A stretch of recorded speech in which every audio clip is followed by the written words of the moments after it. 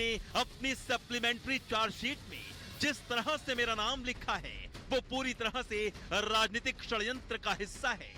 ED अपने राजनीतिक आकाओं के इशारे पर कूट रचना कर लोगों को गिरफ्तार कर रही है और उनसे दबाव पूर्वक मेरे और मेरे सहयोगियों के खिलाफ बयान दिलवा रही है। इन बयानों में जो पैसों के लेन देन के आरोप लगाए गए हैं उनका कोई आधार नहीं है। ये किस दबाव में हो रहा है उसे सब जानते हैं। छत्तीसगढ़ सरकार की इस जांच के आधार पर ही ईडी धन शोधन का मामला बनाकर जांच कर रही है। लेकिन दुर्भाग्य है कि ईडी ने जांच को अपराध के बजाय राजनीतिक दबाव व बदनामी का हथियार बना लिया है।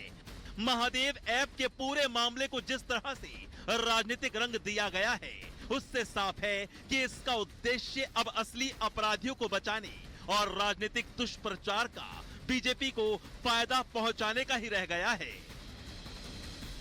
हर व्यक्ति देश में लगभग अब ईडी की कार्रवाई को इसी नजर से देख रहा है कि औजार एक हथियार सा बन गया है भारतीय जनता पार्टी के लिए, विपक्ष के लोगों को दबाव में लाना और किसी तरह से कांग्रेस की छवि पे दाग डालना और चुनाव में उसका लाभ लेना।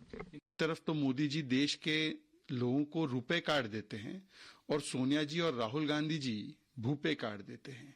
भूपे कार्ड का मतलब ये है कि 508 करोड़ रुपए उस कार्ड में डालो और भ्रष्टाचार करो, लूट मचाओ।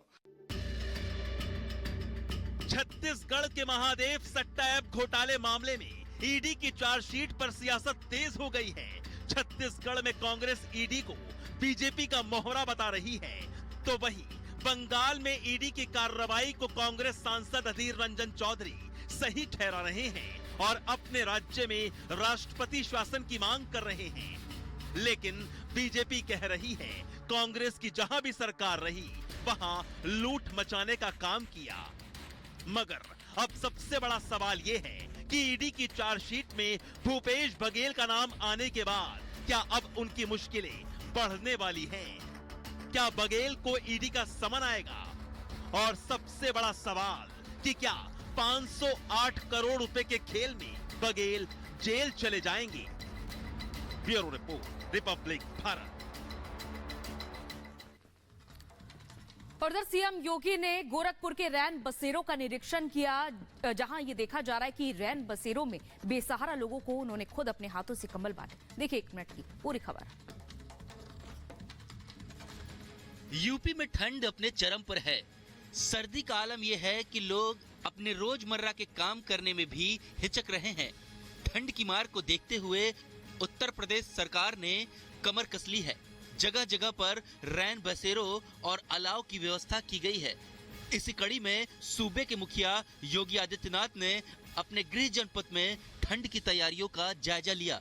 मुख्यमंत्री ने रेलवे स्टेशन के पास कचहरी और बस अड्डे के इलाके का दौरा किया। इसके बाद सीएम झूलेलाल मंदिर के पास स्थित रैन बसेरों का निरीक्षण करने पहुंचे, जहां उन्होंने लोगों से बातचीत की और साथ में अधिकारियों को सख्त निर्देश दिए। फिलहाल मौसम विभाग ने अभी कुछ दिन बहुत ज्यादा ठंड रहने का अनुमान लगाया है। कोल्ड डे का अलर्ट जारी कर दिया गया है। ऐसे में लोगों को ठंड से बचने की सलाह दी गई है। Bureau report, Republic Bharat. और लगातार शीतलहर का प्रकोप जारी है और इसी के चलते एनसीआर में जहां 14 जनवरी तक तो वहीं दिल्ली में 10 जनवरी तक स्कूल बंद करने के आदेश दिए गए हैं। देखिए 1 मिनट में पूरी खबर।